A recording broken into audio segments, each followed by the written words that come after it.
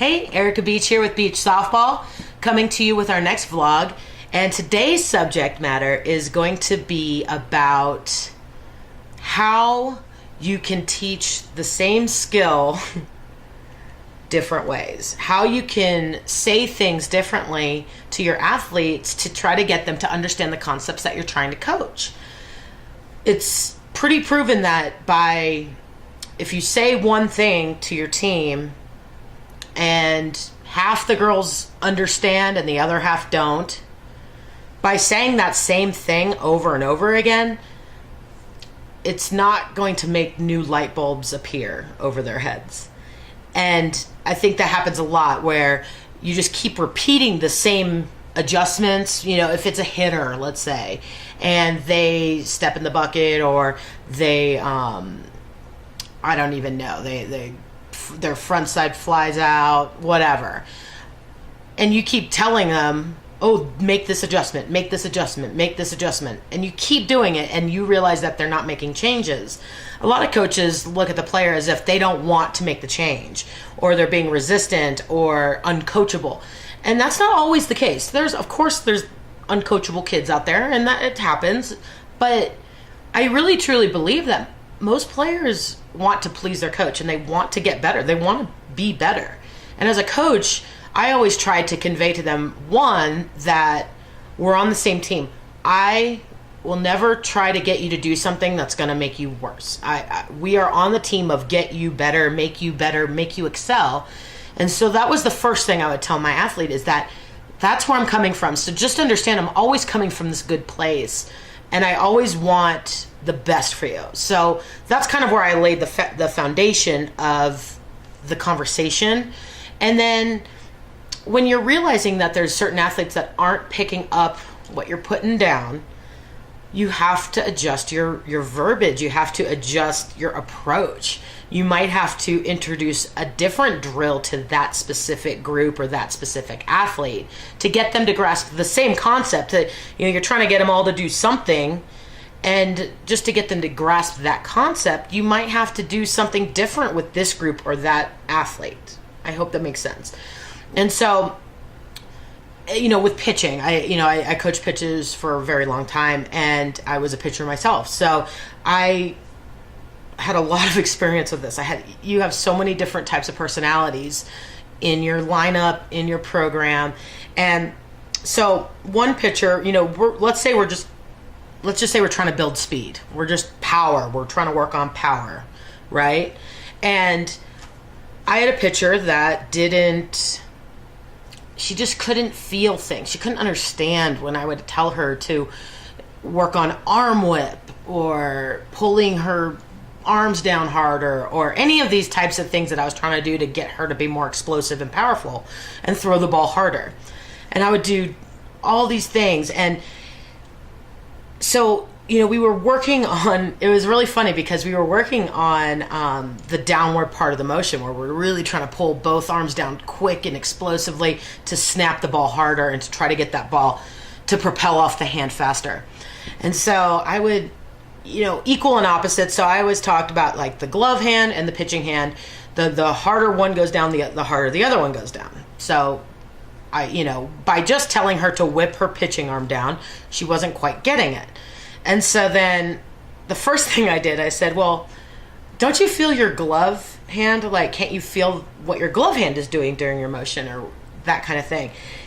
And she responded. It's so funny because she responded with, like, she was literally thinking I was asking her what, like, the leather felt like on her hand. Not what the motion is happening, but like what the leather felt like. Like, was it smooth, silky? Like, it was so funny. And it was like that moment my light bulb went off and was like, okay, I really have to address this differently. I have to appeal to her differently. And so we're working on these snap drills, and we're working on these things, and I just changed up my verbiage. Instead of saying like, okay, you know, pull down harder or whatever I was saying to her, we started doing isolation drills instead. And so I just had her focusing on one thing. And so, you know, this part of the drill, the next 5 pitches you throw, the only thing I want you to think about is going to be the arm whip, the speed of the arm circle. Just, I want to see how fast you can make it go. I don't care where it goes, all that, right? The next one, I want you to do leg drive. I want you to push off the mount as fast as you can. I don't care what your arm does. Don't worry about it. And just focus on the legs. So we did that. And she was starting to understand, at least being able to focus on different parts of her motion. And then the last one, it was really about like that whip. And I told her, I was like, just for the sake of this drill, like, I want you to hit your leg with your glove as hard as you can. Just smack that thing down as hard as you can, okay? And this wasn't because I teach to hit your leg. It was just about getting her to understand the feel, and it's something tangible that she could like make happen, and she could have instant feedback. So the harder she smacked and the louder the noise, she knew that she had pulled it down harder. And I, as a coach, was thinking in my brain, if the glove hand is going down faster, the pitching hand is going down faster, because they aren't going to go like one slow, one fast. They're going to go together, equal and opposite. They want to go together. So the faster I could get the glove hand to go down, the faster I could get the pitching hand. And so we worked on this drill, and it was like the immediate light bulb when we did the glove work. And she actually finally understood what I meant by glove, not feeling the glove, but the actual glove hand. She absolutely like lit it up and jumped probably 3 miles an hour. Like, she literally went from like 64 miles an hour, 65, up into the high 60s. Like, she was hitting 67, 68 regularly, and then popping 70s in there, 69, 70s, like every once in a while. But she was like steady in that 67 to 68 range. And it was such a game changer, because it was just like the light bulb. And it wasn't that I was trying to teach her a different skill. I wasn't changing what I wanted her to do. I was just changing how I was speaking to her about it and things to focus on. And that's something as a coach, the adaptability of a coach is really important. And you have to do your homework. You have to learn how to say those things differently. You have to be able to say, if you have one skill you need to be done, you've got to be able to learn how to coach that thing like 5 different ways at least. Like, you've got to figure out a way to trick your athletes sometimes into doing what you want them to do, because they're not always going to get it on the first round. And by just like beating the dead horse, like, that's not going to help. That's not going to bring the light bulbs forward and suddenly they understand it. You've got to change the way you're talking. You've got to change the way you're acting. And then, just to piggyback off that, try to understand the kind of learners they are. You have the kids, they always say like the kinetic, the visual, audio, right? Some have to hear it, some have to see it, some have to do it and feel it, and some have to do a combination of one of those, right? So if it's a kid that needs to see it, you have to be able to have someone else be able to show what it looks like. Or you have to be able to get them in front of a mirror so they can see themselves doing it. Or you have to do video work or something like that, where they can see the process and they can see what's happening, because they might not feel it and they might not understand what the words you're saying. But if they see it and you can point out what's happening, or if they're in front of a mirror and you can show them what it should look like, they can self-correct better and they can understand. If you have a kid that has to feel it, you as a coach are going to have to manipulate them physically. You might have to have a hitter in her stance and actually pull her barrel and knob and everything through the zone, and show her what throwing your barrel violently means, or show her what the weight transfer feels like, or how it's going to feel. And those, you have to understand how your athletes learn, because we all have our ways of learning. I'm not an audible learner. If you tell me something, I can kind of get an idea, but the first thing I'm going to do is like visualize it in my head. I'm going to try to visualize it because I'm more of a visual learner.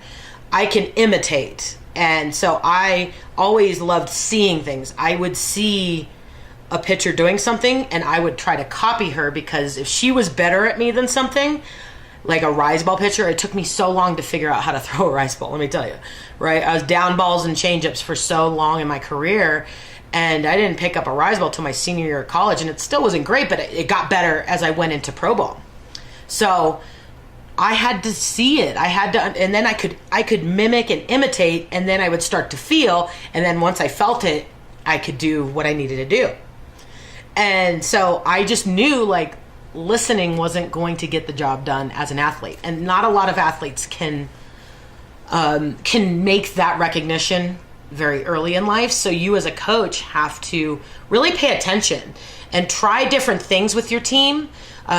Try doing visual things. Try doing kinetic things where you're actually moving the athlete, or you're having them stop and look and feel, and you want them to feel things, and do things where you're telling them what to do, and see which athletes kind of fall in each of those categories. We call them the different modalities of learning, right? So just figure out what players on your team are in different groups, and then you're going to really start to hone in on how to best reach those different groups and how to coach them to get them to understand what you're trying to accomplish.